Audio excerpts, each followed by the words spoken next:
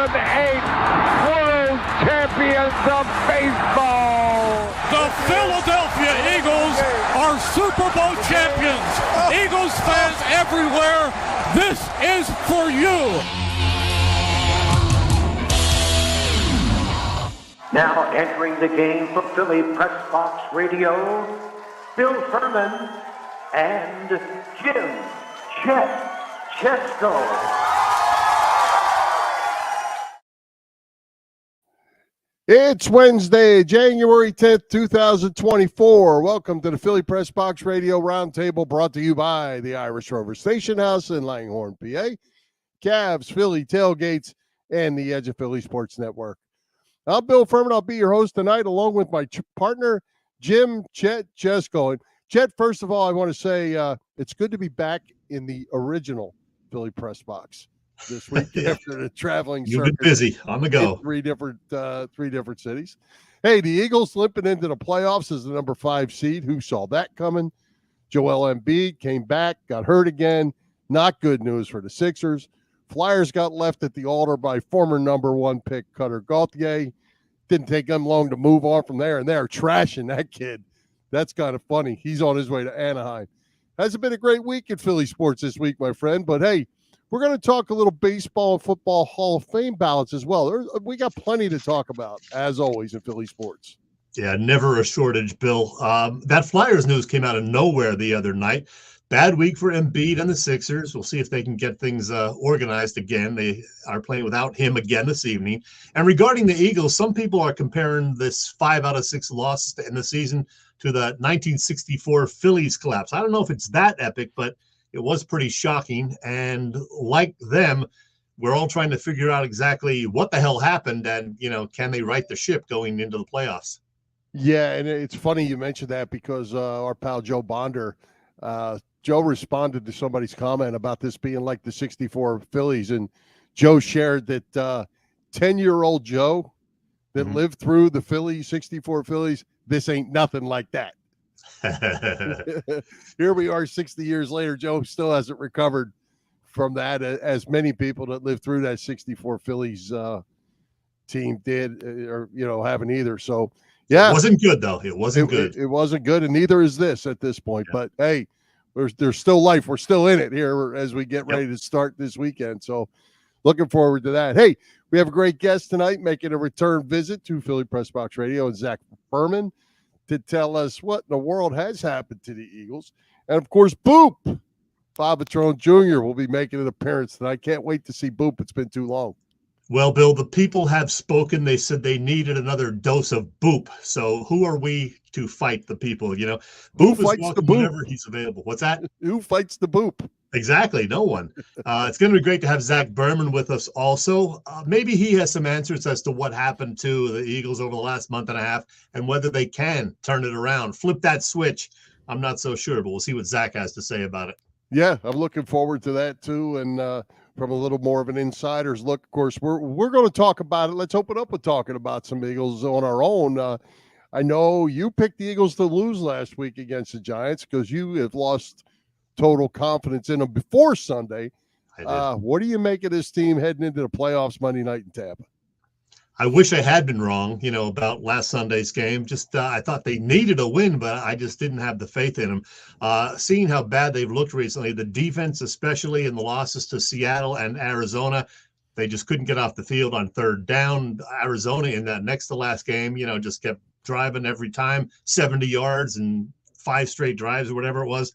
I just had a bad feeling about how things were going to go up at MetLife. It wasn't pretty, and it makes us all wonder, if something deeper maybe is going on with that team in the locker room or what. But, they got a lot of issues on both sides of the ball. We don't know if it's coaching. We don't know if it's personality clashes among some of the guys.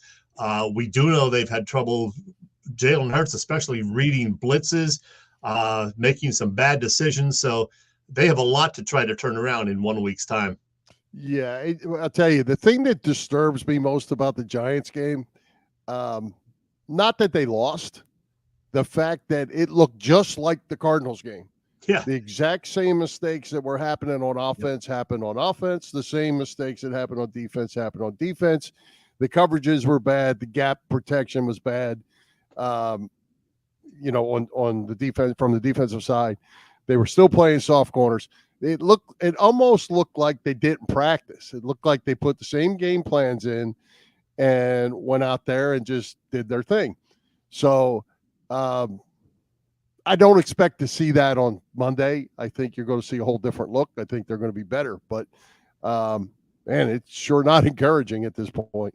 And then you had Dallas Goedert going on WIP this morning, kind of saying that Hurts has had trouble reading some of the blitzes.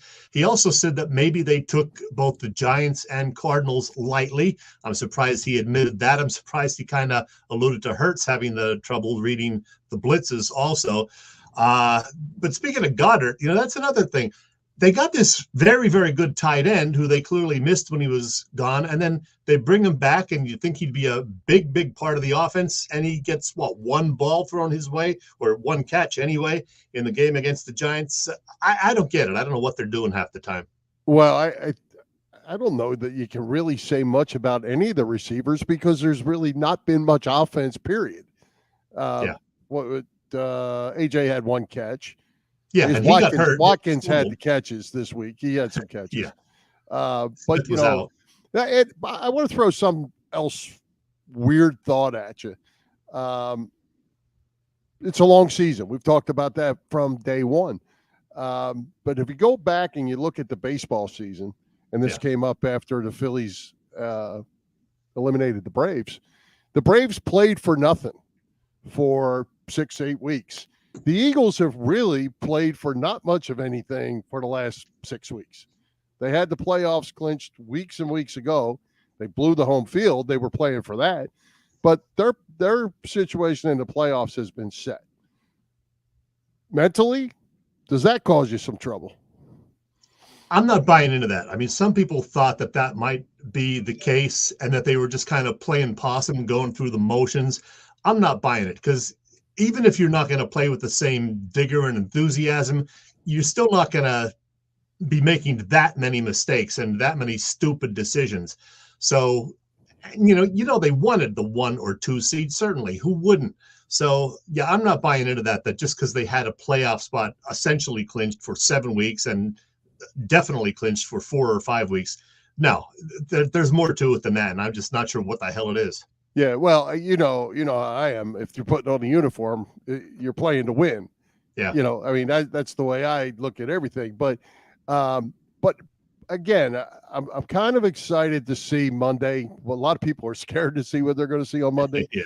I'm kind of excited to see if maybe they haven't played these last couple games like exhibition games, like preseason games. And I say that because of what I said earlier. They didn't change anything. They didn't change the game plan. Are they out there just running vanilla and then they're going to come out in the playoffs and actually have a whole new game plan in? I don't know because I just can't get in my head why you look like you did 2 weeks in a row against 2 bad football teams and got spanked. And then you have the news coming out today that Brian Johnson is actually interviewing for a head coaching job with Carolina. They didn't say when that is. He wouldn't confirm it. He says, I'm definitely focused right now on the Monday night game against Tampa Bay, but some people think that might be a distraction as well. Boy, there is so much going on with this team right now, Bill. It's kind of weird that we have a playoff game coming up and everybody's pretty much writing them off as, maybe not winning this game, but even if they do somehow win it, that they're going to get smoked the following week by the 49ers or Cowboys or whoever they have to go on the road to play in the second round. And they may be right. So, boy, we hope they prove us wrong and that they can flip that switch. Yeah, there's no certainly no reason why people shouldn't feel that way. You know what I mean? Yeah. They've given them that, but the optimist in me, as always, I'm gonna hang in there because I think they got a chance. By the way, if anybody's wondering, we do have Zach Berman scheduled, and he is not scheduled to be with us just yet. It'll be closer to the bottom of the hour. So, no, he's not blowing us off. Zach will be here, as will Boop later on. But do you want to talk a little more Eagles? Or you want to go and let's talk about some Hall of Fame stuff. It's the season for both the baseball and the football Hall of Fame. Baseball announces their class next week. There's some Philly flavor in both of those. Let's talk about that first. All right, there you see the ballot, the 2024 Baseball Hall of Fame ballot. The names in italics are newcomers this year, and yes, that includes Chase Utley, the former Philly. He joins Jimmy Rollins, who was already on the ballot, and Bobby Abreu, another former Philly who was on the ballot, and Billy Wagner as well, who played, with several teams, including the Phillies and Mets, among others. So, yeah, a lot of Philly flavor on there. And it's weird. Some people think Billy Wagner has a really, really good chance of making it this year. Utley and Rollins, not so much. So what do you think, Bill? Well, I'm going to tell you, I saw this on Monday. And so at the time it was written, there was 15 days left until the induction class is announced. There's a website or people that collect all the votes that the voters will make public. They collect them all. Mm-hmm. So with 32.8%, 33%, a third of the way through, there was 119 ballots already picked. Adrian Beltre is a lock at 98.4%. He should be a lock anyway. Todd Helton is in. Joe Mauer is in. Billy Wagner is in at 80.2. You got to get 75%. And Gary Sheffield is in at 76.2%. Wow, that would be a big class if they do all get in. Yeah, and man, I think the Sheffield thing really raises some questions when you got Alex Rodriguez and so many other people are not in. Manny Ramirez, I can't stand him, but you're not letting them in, but you're going to let Gary Sheffield in. I got trouble with that. Chase Utley in this is in 5, 6, 7, 8th. With 43.7% of the votes at that point. Ahead of Alex Rodriguez, by the way. And J-Roll way down there again still? They only listed 10, and he was not in the 10. Well, for reference, last year, this is how the final voting went last year. Scott Rowland, the only guy to get in, and he just barely made it at 76%. Todd Helton missed it by less than 3 percentage points at 72.2%. So you say Helton and Wagner, who are both right behind, look like they have a very, very good chance of getting in this year based on the early voting. Gary Sheffield last year, 55%, so he's taken a big leap up. Last year, both Bobby Abreu and Jimmy Rollins way down there, 15 and 13% respectively. So they got a ways to go. Chase Utley, new to the ballot, but looks like he's getting a decent amount of support this year, as you said, with some 46% or whatever. So got to be interesting. Yeah, Beltre and Mauer are 1 and 3, and they are first ballot guys too. Yeah. I'll throw this out just to finish it up because I skipped around. After Sheffield, Andrew Jones at 67.5, Carlos Beltran, Chase Utley, Alex Rodriguez, and Manny Ramirez. Manny is 10th, but he's all the way down to 39.7. Yeah, got to be interesting to see, not only this year, but in the future years, how all the voters respond to the whole, steroid PED era guys like A-Rod, like Manny Ramirez. Barry Bonds not even on the ballot anymore, so he would have to go to that next phase of the balloting. Gonna be interesting because at some point I think they're gonna have to forgive those guys for that, but I guess it's not quite yet. Well, I think the troubling thing to me is you're forgiving some of them, but you're not forgiving the others. You put David Ortiz, Jeff Bagwell in there. Those guys were all positive testers. There was Bagwell? Yeah. Not BGO, Bagwell. Right. Yeah. But the guy's built like Popeye. So you've let guys in that are questionable, but then you turn around and you're not going to let Alex Rodriguez in, and he was a Hall of Famer anyway, as was Bonds. Sure. And Clemens before they did the stuff they did. Right. But you're holding the line with them. All right. So good luck to Chase. Looks like it's an uphill climb. Let's talk football. A whole lot tougher to get in the National Football League Hall of Fame. Only 6 per year. We've watched Eric Allen go through this process for I don't even know how many years so far. But he's in the top 15 now. And there's your top 15. He's right at the top because it's alphabetical. Eric Allen played his best years with the Eagles, 88 to 94, before moving on to the Saints and Raiders. he made it to the final 15, so he's got a shot. He's got, what, a 40% shot, I guess, at this point, if you do the math. Boy, we know he's a Hall of Famer, and everybody who has coached against him or played against him, like, Troy Aikman, say the guy is definitely a Hall of Famer. So, yeah, let's get this guy in, please. Yeah, the thing about this list, Chet, if you look at it, every one of them is a Hall of Famer. These guys are all good, and picking 6 out of this group is extremely hard. You might can push a guy to next year, but then you go have 14 other guys. These guys, I mean, you can just go Reggie Wayne, Andre Johnson, Torrey Holt.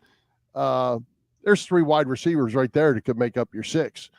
And Torrey Holt's been waiting the longest. And one thing I read says Wayne and Johnson won't get in until Holt gets in. Well, Devin Hester, nobody's returned kicks like him except for Billy White Shoes, and he's not in either. Yeah. It is just a really tough task to get this thing down to 6. Well, based on when they started their careers, Eric Allen has had the longest wait because he started his playing career in 1988. All the other guys were in the 90s or very early 2000s. Darren Woodson came in 1992 with the Cowboys. There's Eric Allen. Boy, we love to watch him play. He had many memorable picks, including that one where he, ran it back and handed the ball to Randall Cunningham, who had gotten injured earlier in the game, was standing by one of the runways. So Eric Allen, big play guy, and by all accounts, a wonderful human being as well. Yeah, absolutely. The other thing that's kind of funny about that list is you look at Jahari Evans, stuck up there in the middle of all those guys. He's an offensive guard. Nobody knows about the offensive guard except the guys that played against them or with him, and there he is. Same with Willie Anderson sitting in there as everybody else is a, what do they call him, a skill player. But there you got a couple linemen buried in there that certainly are deserving as well. Yeah, I mean, I got to be honest, I didn't even know that name, Jahari Evans. So all the he is actually from Shippensburg, I believe. Bloomsburg. He played in that conference with Kutztown and Westchester and all them. Yeah.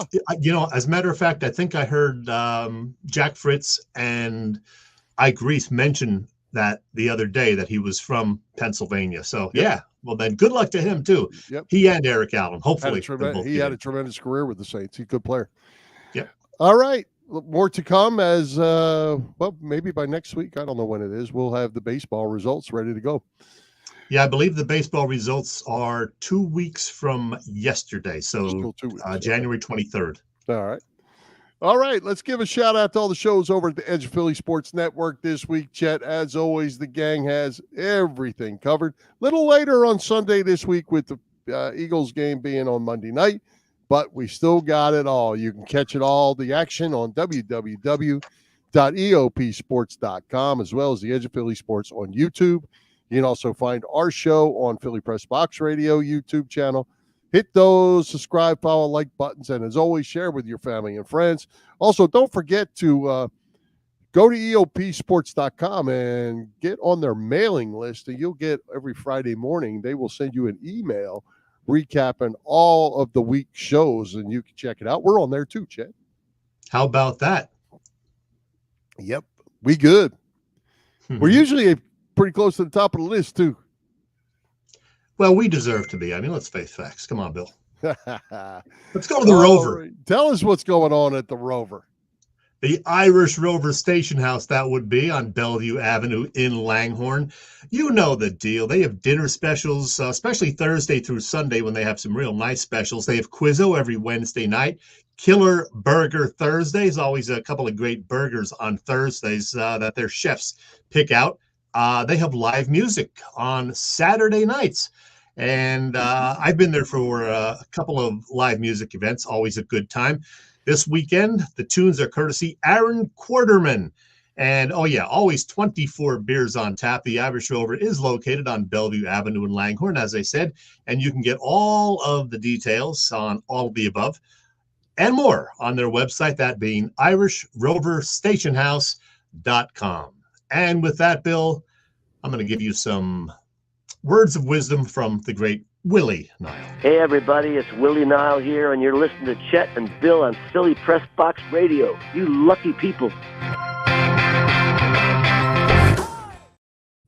Chet, did I see where Willie's getting ready to do a tour in like Spain or somewhere or something? Yeah, he's very popular over in Europe, so he does a lot of Really? shows over in Spain and elsewhere in Europe. So and his wife, Christina Aragoni, is from Italy, so they do a lot of shows in Italy as well. So yes, they're calling it a 75th anniversary tour. It's actually because Willie just turned 75 last year. So yeah, he's over there for a while, but he'll be back here before too long. As a matter of fact, he will be in Asbury Park on January 20th, part of the Light of Day concert event, the annual thing they do for Parkinson's and other similar diseases. And I'll be there, of course, January 20th in Red Bank. It's actually in Red Bank at the Count Basie Theater this year. All right. I was a little worried that if Willie was going to Spain, maybe you were going to trade off and jump on that Fat Mez bandwagon and leave Willie behind. Oh, no. There's room for everybody on my music bandwagon, Bill. Okay. Hey, speaking of bandwagons, the Sixers got Joel Embiid back just in time to play their worst game of the season against the Knicks. They were awful. Followed by another loss for the Jazz with Embiid out again with this injury. He's not playing again tonight. They've fallen to 4.5 behind Boston. This could be a big problem. Yeah. And you know how much I love Joel Embiid, but even for me, a big fan of the big guys, I have to admit it's frustrating because he's nursing a different ailment all the time, it seems. It was the ankle a couple of weeks ago. He came back and played a game or two. Now he's got a knee issue. Very frustrating. And let's face it, they are a very different team when he is not in the lineup. Their chances of winning goes down quite significantly. Regarding his status tonight, yes, he is out again. And, the NBA has limits now on how many games you can miss to be eligible for the awards. I think he's got 9 more misses over the course of the season. And if he's out more than 9 additional games, he's not eligible for the MVP or the first or second team All NBA. So I just learned that the other day. I didn't know that. So it must be like 20%. Yeah, like, I don't know, you got to play 55 games or something games like that. Would be 16 games missed. He missed 3 or 4, and now he's missing another 2 or 3. I guess that's it. Yeah, get healthy, Joel. They need you. Yeah, I didn't realize that it was what seems like so few games. I mean, 55 doesn't really sound like that many. Well, they got to have him back. Well, and the thing about it in that Knicks game debacle, he came back. I didn't watch much of it. It was ugly. Well, there wasn't much to watch. But he got hurt early in that game. He kind of hobbled around. But then he stayed in the game. He still scored 30 points. But then he's out for a week again, or however long this is going to take. And they just don't have the guns to replace him. Maxey by himself can't do it. Harris tries to be a little more offensive when Embiid's not there, but there's just not enough guns to stay up with the good teams. And as we heard from Keith last week, Keith Pompey, the bench just isn't there. The schedule's going to get tougher. They've gotten through a good, easy part of the schedule. Now they're in the tough part of the schedule, and they don't have their guy. Yeah, and Toby has been inconsistent. Some nights he really steps up and does a great job. Other night he's kind of invisible. Maxey's the only consistent guy other than Embiid when he's there. So they still have some issues. They're not a legit contender just yet. I think they're going to have to make a trade ahead of the February trade deadline to be considered a legitimate Eastern Conference contender. Oh, yeah. And then you got to have something to give up. So we'll see what it is that they're going to give up to get something. Hey, while we're waiting on Zach, I want to throw some news right off the late wire today. Switching courses here. How about Alabama coach Nick Saban retiring today? That is huge news in the college football world. Yeah, and it was funny because I was looking on the internet just as recently as September and October. He said he had no plans to retire. He kind of laughed that off. And here it comes, the news that he is indeed stepping down. I mean, he's 72 years old. He's won, I think, 7 titles, 6 of them at Bama, a previous one at LSU. There's certainly nothing else he's got to prove. But I didn't see that coming. And some people speculate it's because of the whole transfer portal thing and, everything else is going on with the college sports world these days. And you can't blame them. It's not like it used to be, Bill. Yeah, I'd like to be sitting down having a glass of iced tea with Nick and just get his feelings, because I 100% agree that that's the reason. I mean, think about it. They played the other night against who they lose to? Michigan. They lost to Michigan, right? Yeah, they lost to Michigan. 3 days later, their starting center is playing for Ohio State, transferred to Ohio State. I mean, that's not what these coaches do. They build teams, they build kids, they build characters. And we talked about this with Jay Wright, from Villanova back a couple weeks back, actually. And I think Jay was just a little ahead of the curve. He got out where it didn't look bad. Here, and I don't know Nick's got to look bad to anybody. He's done everything you said. But I just feel like, when you have to basically recruit your own roster every week or every year, or however often you want to call it, besides the other kids you're trying to recruit, and everybody's trying to poach your players and this and that, I get it. I get why Nick's out, and it's obviously it's going to be a young man's game, I think, from here on out. Yeah, whether you love Nick Saban or not, you got to respect the guy. He's got quite an impressive resume. So one of the all-time greats retiring, and Pete Carroll getting pushed out of the head coaching job at Seattle today by the Seahawks. So yeah, that was a NFL surprise. coaching availabilities right now, head coaching jobs. So it's going to be an interesting next few weeks. Yeah, and I'll tell you one other thing I'll throw out there, talking about the NFL. I was really surprised. The Chicago Bears, they got a little better as the season went on. At the end of the season, when Justin Fields came along pretty good, they made the decision to keep their head coach, who had only been there 2 years anyway, but then fired the whole entire offensive staff. I did not know that. OC, quarterback coach, running back coach, they went right down the list and got about 6 of them. Maybe it was an ultimatum that you either keep your job if you clean house on the offense, or you're out. Yeah, that is weird because, as you said, Justin Fields has looked really good over the last several weeks, and he's the ringleader of the offense, so that is kind of surprising. Yeah, and the Eagles, I mean, it could be Tuesday. If they were to be eliminated Monday, there's going to be some major changes. Yeah. So let's talk about that. We're still waiting on Zach. So let's talk about that, because I was going to ask Zach about it. You're the man in charge right now. And let's say we're eliminated on Monday. Who you whacking? Where are you starting? Starting with the defense. I mean, Matt Patricia's gone. Desai is certainly gone. But I'm keeping Brian Johnson unless he takes a job with Carolina or elsewhere. And I'm keeping Nick Sirianni. I know a lot of people think he should be fired because he's the head coach and from what's happened over this last month and a half. But I just can't see them firing a guy who's gone to the playoffs 3 straight years, and last year was in the Super Bowl that they lost by 3 points. So even things being the way they went over this last month and a half of the season, losing 5 out of 6 and 6 out of 7 if they were to lose Monday night, I just don't think it would be fair to fire him. I think he gets another year to turn things around. I 100% agree with you. That pains me to agree with you, but I do agree with you. No, I agree. And for all the reasons you said, it's always, everybody wants to blame the head coach and everybody wants to fire coordinators. Thing about head coaches, though, Chet, you got to replace them. You got to replace them with guys that you think are better than what you have. And, there's always the new young guy that's the, flavor of the week. But can they actually get the job done? Because you end up firing him too. And that happens all over the league. And because guys are associated with certain people, they think they can automatically be a coordinator, automatically be a head coach. They can't, maybe, because maybe they're just not ready for that. So, and to Sirianni's, I guess, credit or blame, I don't know. He lost both of his coordinators last year to head coaching jobs. So he promoted some from within. They took some of his assistants. He had to get other assistants, had new schemes.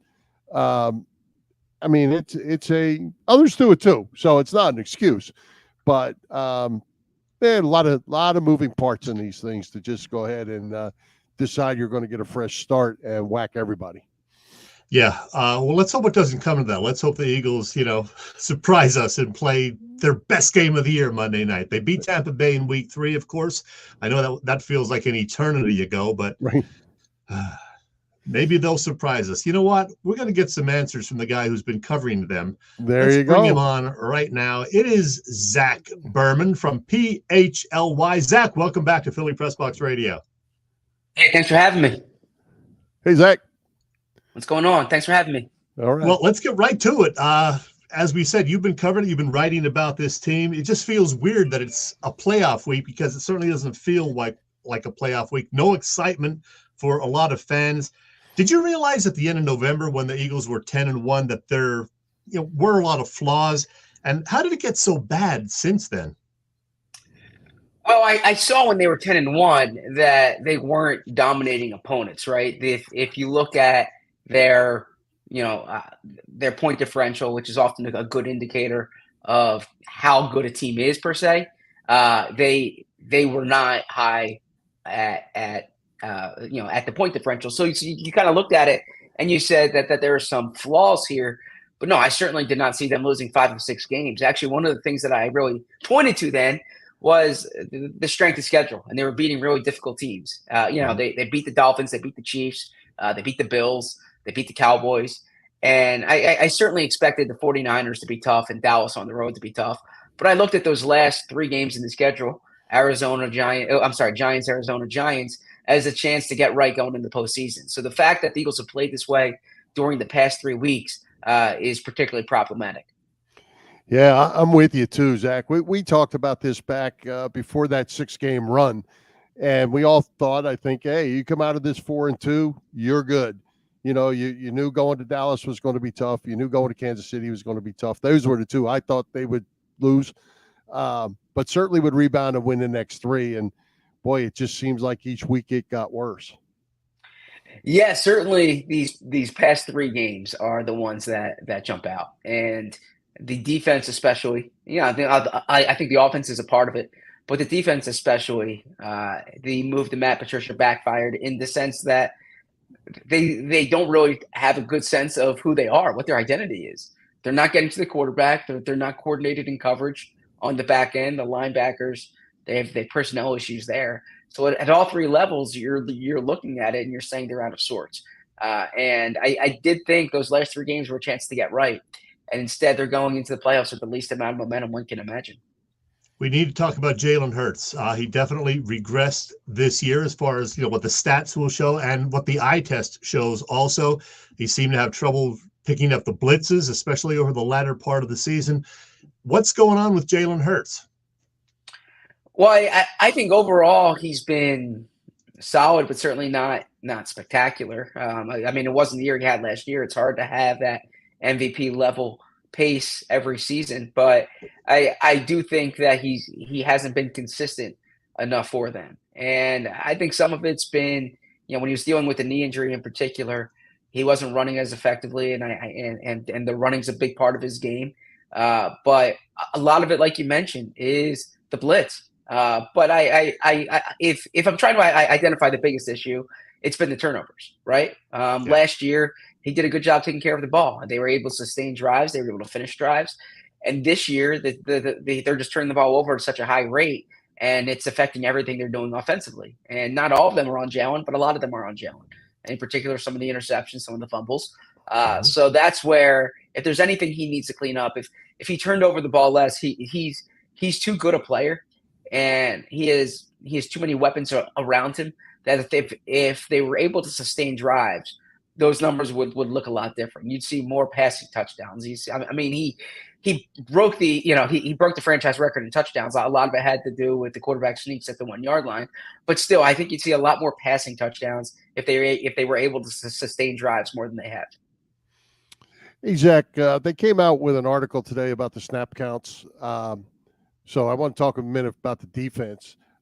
Nicholas Morrow at linebacker played 72% of the snap counts the whole entire season. He got cut from the 53-man roster. And Zach Cunningham played 62%. He was second. He wasn't signed until after training camp started on August the 6th. These are your two linebackers. Obviously, they were dependent on the Kobe Dean, that didn't work out. He was third at 16%, way down. So Morrow and Cunningham is where they had to hang their hat, and that didn't work well. No, a lot of it had to do with the fact that Nakobe Dean was the focal point of their plan at linebacker. And they drafted him in the third round, the highest draft capital they've spent on a linebacker since Michael Kendricks in 2012. They let T.J. Edwards and Kaiser White leave with the hope that Nakobe Dean would be their top guy, and for good reason. I mean, he was a standout at Georgia, but too often injured. This season was injured week 1, then injured midseason. And so they weren't able to get consistent play from him. And without Dean, it changed the complexion of that group. Now, Nicholas Morrow did not make the team out of training camp. So the fact that they're relying on him shows the nature of the injuries. I thought if Dean could have fulfilled their potential or the potential that they saw in him, and Zach Cunningham, had he been healthy throughout the year, I think that would have been a decent combination. They just never had that throughout the season, and that's been a problem. And frankly, linebacker is not a spot that they invest in, and it's their organizational philosophy, right? They're going to invest in their defensive front, they're going to invest in their corners, and they're going to try to get by on player personnel and scouting and development at the linebacker spot. So some years it works like it did last year. Other years you get what you pay for. And I think this year, more than anything, they're getting what they're paying for there. Darius Slay confirmed on social media today that he will be back this coming Monday night. I think all the old line guys are reasonably healthy. Hopefully Jalen Hurts' finger is okay. Are they going into this game at least reasonably healthy? I wouldn't frame it that way. Now, they're healthier than some of the other teams going into the playoffs, but AJ Brown is he had a scare last week. We'll see how he looks this week. Devontae Smith, similarly coming back from injury. Cam Jurgens, Reed Blankenship, both left the game early last week. So I mean Sidney Brown's out for the year now, torn ACL. So they do have injuries. Now it's not like 2017 where they're down there starting left tackle and one of their top offensive weapons and their middle linebacker, and you go on down the list. But they need AJ and Devontae to be as healthy as possible to win this game on Monday night. Hey, Zach, I got to stick to the defensive side. Jalen Carter and Jordan Davis, the last, I'll call it 2/3 of a season, have kind of disappeared or not been good. We'll look at it however you want to look at it. They got a lot of work, probably a lot more than they expected. And Fletcher Cox ended up with way more work than he expected. What do we make of that interior push that was so dominant in the first third of the season? It just wasn't that good in the second half. Yeah, I think it's frankly been consistent on the edges too, right? Their defensive front hasn't been productive in the back half of the year. Josh Sweat doesn't have a sack since the bye week. Mm-hmm. I wish I could put my finger on it because those are good players. And the reality is, for the amount of snaps they're playing, for the amount of close games that they're in, right? It's not as if teams are just running it's not as if teams are not passing the ball. They're getting teams in the third and longs. They're getting teams in third downs. The pass rush should be better. And then you mentioned Jordan Davis. He should anchor that run defense, and that run defense has been weak. I think some of it's scheme related, but a lot of it has to be put on the players. They're not playing well enough, and that's what it comes down to. And Josh Sweat has said it's been a season of almosts, and when it's a season of almosts, there's no stat column for almost. So I think that's the biggest issue, honestly, is they're not playing well enough. But what's the reason? If they knew the reason, they would have figured this out week 10, week 12, week 15, week 18, because this has been going on the backstretch of the schedule. And when the defense is good, the defensive front's good. If you go back and you watch that game against the Bucs week 3, the Eagles defense played outstanding that night.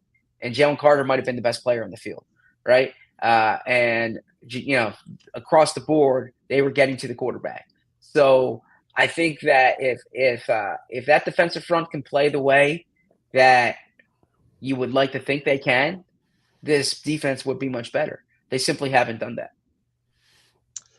Well, Zach, it's been a hot topic on Sports Talk Radio all week. Is Nick Sirianni perhaps coaching for his job? If they come up short and look awful Monday night, would the Eagles consider making a change for, a guy who has led them to 3 straight postseason appearances? Could they do that?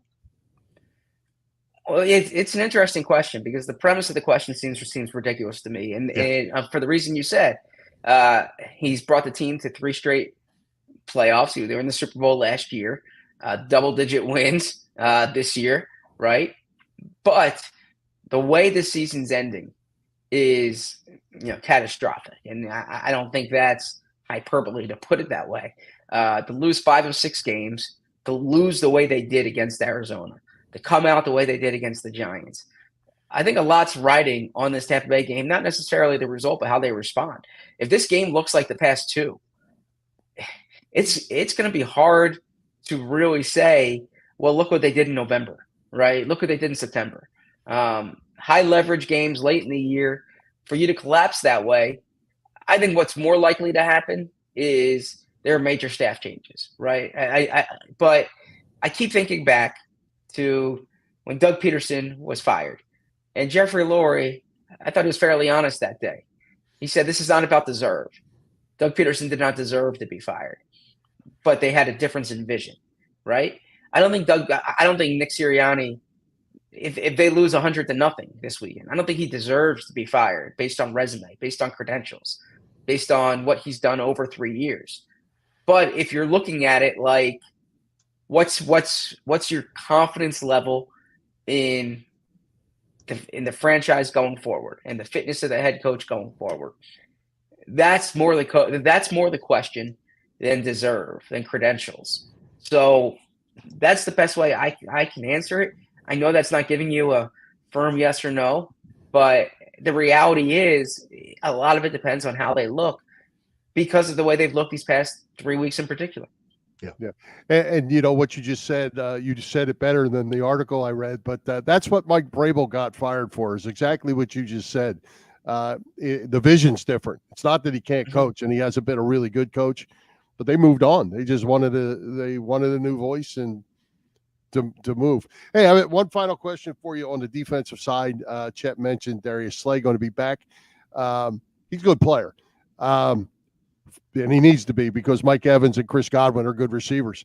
Do you see the defensive scheme changing a whole lot now that you can insert a Pro Bowl type player in Slay back in there and give you some ability to do some other things with these young kids? Well, for their sake, they should hope that Slay's the difference here, because they've looked awful these past 3 games. But I don't think you're going to see as much of Ringo and Ricks in there. Unless they move Maddox over to like a safety role and you want to get Ricks in the slot with Roby. Perhaps they do something like that. But no, you're going to have Bradbury and Slay, and that's what you're going to hang your hat on. Slay's a high-level player who's going to be healthier now, post-surgery, you would hope. And we haven't seen Slay in this Patricia defense. But it's hard for me to say that Slay is going to be the solution to everything, because they've just been that inconsistent and that bad, frankly, during these recent weeks. Hey, before we let you go, Zach, I want to have you say hello to a guy who you worked with briefly, Bob Vetrone Jr., a.k.a. Boop. He speaks very highly of you, Zach. The feeling's mutual. Great to see you, Boop. The other one. How you doing, guys? Hey, Boop. It's great to see you. Good to see you, Boop. You too, guys. All right, Zach, thank you, man. Absolutely. Thanks for having me. Take care. All right, Zach, thanks. Well, hey, Chet, I'm glad you brought Boop on, because I was going to bring him on, even though we need to spend about 1 minute or 2 maybe talking Flyers, and Boop would be a good opinion to throw in here too. Forget about what's happened on the ice. They're struggling a little bit, but they're going to get it back together. But how about Danny Briere announcing this game trade, a first-rounder Cutter Gauthier to Anaheim for first-rounder Jamie Drysdale, and a 2025 second round pick, and then basically trashing the kid, the whole Flyers organization. What do you make of that, Boop? You've been following this stuff for years. Yeah, with a zillion beat reporters out there in some level or not, hardly anything ever gets surprising. This reminded me of the preseason game when they got, was it the preseason game where somebody during a game, the Eagles made a trade that was really surprising.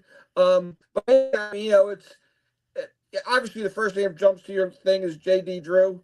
The kid didn't want to play here. I get that. The Eagles, the Flyers have been on this thing from the other end of the spectrum in the 90s with the debacle known as the stuff and the fax machine. So I guess turnabout's fair play. At some point, you don't want to play here. This day and age where you don't play somewhere, you just don't go and play. So talk about the NILs in college. It's getting to be kind of that way in the pros now. Yep. Agents making deals. So interesting stuff for sure. And I was more interested in the Flyers' reaction to the whole thing. I thought it was tremendous. You don't want to be here. We don't want you. We're moving on. They threw him under the Zamboni. So, Yeah, they did. Can't wait to see the reaction he gets when he plays his first game in Philadelphia, whenever that may happen. And every game for the rest of his life. Yeah. Oh, yeah. Absolutely. Smelling a Philly flu there, the old Philly flu coming up. Yeah, there's been a few of them across the years. We haven't heard that for a while, though, have we? Well, Brooklyn for a couple times visits. That guy didn't play. So yeah, it happens. That's right. That's right. All right, hey Boop, hang on a second. We got to talk for a minute about Cavs Philly tailgates and Bob Cavanaugh and the gang. We do, huh? Yeah, I think we do. You're right. Cavs Philly tailgates. Bob Cavanaugh and the guys cooking up a terrific catering business for more than 30 years now, known best for their tailgate parties. Cavs is a 3-time winner of Philly Tailgate's Jack Daniels Great American Tailgate Party Contest and a past winner of the Philadelphia Daily News Tailgate Award.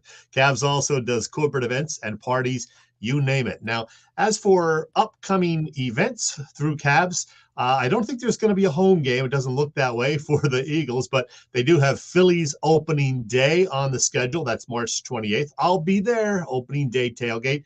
And June 8th, there'll be a big tailgate before the Kenny Chesney concert. And you can order your tickets for those events and others on the website, phillytailgates.com. Check the site, and if you have any questions, you can email them at cavscatering@verizon.net. Cavs Philly Tailgates is the way to go. And I think you know this, but they work closely with the guys at Philly Sports Trips, Vince and company. They're the folks to use for all Eagles road games. In fact, they, of course, will be out in, Tampa on Monday. Oh, I had a different graphic to put up, and I can't find it. But they will be also going to Florida 3 different times in March for Philly's spring training excursions. And there's a Flyers Lightning hockey game in Tampa for one of those trips included. Check out those trips and all the other ones at phillysportstrips.com. There you go. Hey, Boop, we got to throw these up there because the people are speaking. We got Robbie calling you out. We got the big Boop from Joe. Everybody wants the Boop man. There he is. Great to see you, Don't they have tree limbs to clean up or something? Maybe clean their wallet or something. Well, hey, Boop, speaking of cleaning our wallet, maybe it's time for you and I to go do that because we have to give Chet some brag time, and that really pains me. He rolled through our NFC East picks. He rolled through the margin victory pool. So let's turn it over to him, give him his 30 seconds to gloat, and we'll take off our headphones. 30 seconds. I may need 2 or 3 minutes for this. Come on, guys. All right, let's do the margin of victory pool first. Yeah, 294 points. Combine your two totals, and you're at 238. Yeah, I kicked your butts. I'm sorry about that. 16-2, 16 correct picks. So averaging what? 18 points per margin. That's pretty darn good. Bill, a distant second. Boop, an even more distant third. Congrats to me. I win the inaugural margin of victory pool. Now, on to the pick'em standings. I went 5-0 last weekend because I had the wisdom to pick the Giants. I finished the regular season at 55-23. 5 games up on Boop and 7 up on Bill. And now Bill seems to want to try to change things and that we start over in the postseason. Yeah, the that's what last we're going to 2 do. years, we carried it over into the playoffs, and I won both years, by the way. I Yeah, think but you we're not won going to 3 do years that ago. this year because I make the rules, and everybody's 0-0. Boop. We made it to the dance, buddy. That's all you got to do. All right, we'll just for you, Bill, but just make sure I get my trophy for winning the regular season award It's and in the mail. red margin of it. Okay, thanks. I'll yeah. check the mail every day. All right, we will start 0-0 going into the postseason. Just for All you, right. Bill. So let's get to it. Let's get to our picks. We're going to start out with Saturday. Cleveland at Houston. The Browns -2.5. Boop. Joe Flacco is 6,100 days older than C.J. Stroud. Playoffs means experience. I'm going Browns. You said you took the Browns? Yes, Browns. Yeah. That's Okay, Cleveland. I'm cutting out a bit on. I got a bad cable here. I'm taking Houston. They're the home team. I think it ends for Flacco here. DeMeco Ryans, strong coach of the year candidate. He's going to win that home playoff game. No, he's not. The Browns are going to win that playoff game, and because they play better defense. So we'll see how that goes. Browns, it's not about Joe Flacco. It's about defense. All right. All right. Dolphins at Kansas City, Chiefs -4. I wonder what Boop's going to pick. Yeah, as the NFL release said today, these teams have already played the longest NFL playoff game in history, 82 minutes and 40 seconds long. Now they may play in one of the coldest NFL playoff games ever. To start the fourth quarter, the temperature is expected to be -6. Anyhow, either way, it's the Chiefs. Yeah, KC wins this one at home. Miami has not played well down the stretch, even though they did get that win against Dallas. Got to go with KC at home. I'm going to go KC at home too, but I think it's going to be a really good game. I think it's going to be tight. Anytime Tyreek Hill's on the field, it could be a tight game because he is so good and so fast. And it's the Peacock only game. Yeah, what about that? Yes. We'll get to that later. We'll try to squeeze that in here. All right, Sunday, Pittsburgh at Buffalo, Bills -10. That's a lot of points. Yeah, Bills only had 7 touchdowns all year that didn't include Josh Allen throwing or running. The guy's he's going to win this game. Bills. Got to go with the Bills. Pittsburgh is probably the worst of the teams that made the postseason, even far worse than the Eagles. Bills have been playing pretty well. Buffalo wins. Yeah, I'm going to go Buffalo too, and Josh Allen's really good, and they're hot going into the playoffs. They've played well down the stretch. I'm going to go Bills as well. Packers at Cowboys. Cowboys -7.5. Since 2002, teams that have finished the regular season undefeated at home and then opened it up in the playoffs are just 15-12. I'm going Packers with my heart and with my stats. Wow. Boy, I would love to see you be right about that, but I just don't think Green Bay has enough. I don't think Jordan Love is ready for prime time just yet. I got to take Dallas, unfortunately. Yeah, I'm going to have to take Dallas as much as that pains me. I'm with you, Boop. I hope to lose this game on my picks, but I don't know that Jordan Love doesn't have enough. I don't know the Packers have enough at this point, so I'll go They're Cowboys. very young. Rams visit Detroit. The Lions are -3. Rams are playing pretty good ball too. Yeah, they really are. Since December 30th, 1957, the Lions have exactly one postseason victory. Let's make it 2. I'm going Detroit. Woo.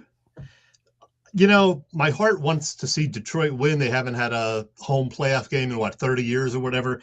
I'm taking the Rams. However, I just think they're the better team and they're playing better. I'm going to take the Lions because they are the better team. And I don't know that they're playing better at the moment, but that place in Detroit would be a really fun place to be on Sunday night because it is going to be rocking for those Lions. I'm going to root for Dan Campbell. I think he does a tremendous job. I'm going Lions. All right, Monday Night Football. Eagles visit Tampa. Eagles -3. What say you, Boop? I'm going to rely on a Bruce Springsteen line here and go back to the days when they would have a 2.5, 3 hours of E Street band popping music all over the place, and they would come out and would say, "Now we begin." So for me, it's the Eagles start right now, and we're going to start with a clean slate, kick butt, and see the Chiefs in February. Man, I went back and forth on this, but just based on what I've seen the last few weeks, I know Tampa Bay hasn't exactly been lighting it up, but they have gotten the wins. They're home. They're going to be blitzing, and I'm still not sure that Jalen and company are going to be ready for it. I'm taking the Bucs and hoping I'm wrong. I'm taking the Eagles, and I'm taking the Eagles by a lot. Whoa. I'm thinking 14 points. I think they're going to play well. Defense got to play better. Mike Evans is great. He's a Hall of Famer. Chris Godwin's really good. Baker Mayfield got to put pressure on him. All the things we know. But I think the Eagles will score a lot of points in this game. And I think everybody is going to sit down on Tuesday morning and they're going to say, where has this Jalen Hurts been? Because I think So he's going to play thinking- really well. So winning by 14, you're looking at like what, 54-40 final? Not quite that, but 34-20 maybe. Yeah, okay, it could be because they have linebackers that couldn't tackle me right now. Yeah, so, that's right. That's right. Yeah. Yep. I'm going to say 20-17 Bucs, and again, hope I'm wrong. Okay. All right. All right. Boop, do you have a score? Did you throw a score out there? Oh, I'm sorry. You want to score? How about let's go 28-14. 28-14. All right. There you Boop, go. I got a very important question for you because you look like a guy who would know. Girl Scout cookies are on sale this week. What is the very best Girl Scout cookie? There is only one Girl Scout cookie, and that would be the Thin Mint, which is not a great name because at the end of the day, when I've eaten 4 boxes, I'm anything but thin and not feeling. No, that's the only. I will honestly say that is the only Girl Scout cookie I've ever eaten. Wow. I know a lot of people love the Thin Mint. I'm a peanut butter guy, so I got to go with the Do-si-do, as it's known in this area. I love the Do-si-dos. Bill? That doesn't surprise me that you would like Yeah. Do-si-do. No, he just wants to Peanut say butter. dough in the air. Thin Peanut mints butter. and tag-alongs work pretty good for me. Boop, I don't know what he was trying to say by throwing this up there at you. He didn't ask me, he Yeah, asked you. no. I I'm haven't not been a Girl sure. Scout for years, so You look like you've eaten a few cookies. No offense, Poop. yes, I have. Yes, I have. Hey, one little thing I want to tell you about that Peacock game, which Yeah. it is shown locally in the 2 local markets on NBC. There was not a lot of press about that. It was hard to find because I think there were people watching on Peacock. Even during the year when teams were popping up, it was not easy to find that those games are on local TV. But the good thing is, as Peacock did in some of its games earlier this year, it'll be a commercial-free 4th quarter. Yes. You know, it's a little thing, but it's something. There you go. Hey, by the way, speaking of broadcasts, the NFL released its ratings this year. Overall ratings were up 7%, and the Amazon Thursday night games jumped 24%. ESPN's Monday Night Football up 29%. So the NFL just keeps rolling in with the good news and the money. Yeah. And bad It officiating always will. every week. Bad officiating too, Well, but hey, kind of everything. Well, Yeah. Boop, as always, thanks for coming by. Don't be stranger, man. We missed you this season. We didn't get enough Boop. Can you anybody ever have enough Boop? Other than my wife. Thanks, Boop. All right, pal. Thanks. All right, gentlemen, Appreciate be it. good. Stay warm. All right. Have See a ya. great weekend. All right, Chet. Another great guest tonight, Zach Berman and Boop, Bob Vetrone Jr. Who's coming to Philly Press Box Radio next week?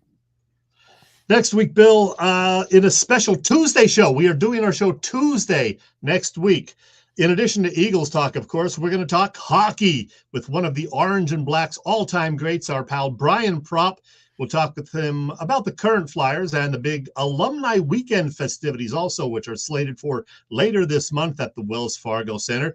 I believe Proper is going to lace them up along with several other former Flyers greats. So we always have a good time talking to Proper. So, yeah, that'll be fun.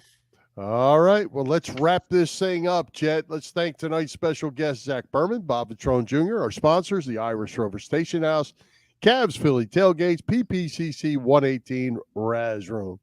For Jim, Chet, Chesko, this is Bill Furman. We hope you enjoyed the show. We'll join Philly Press Box Radio next Tuesday, January 16th at 7 p.m. You see us live on Facebook or on our Philly Press Box Radio YouTube channel, and listen on Google Podcasts, Apple Podcasts, iHeart Radio, and all the Edge of Philly sports platforms. High hopes, Philadelphia sports fans, and go Birds. Couple of final things real quick.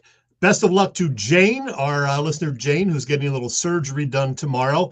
My pal Denny has been under the weather, he said, pretty much since New Year. So feel better, Malloy.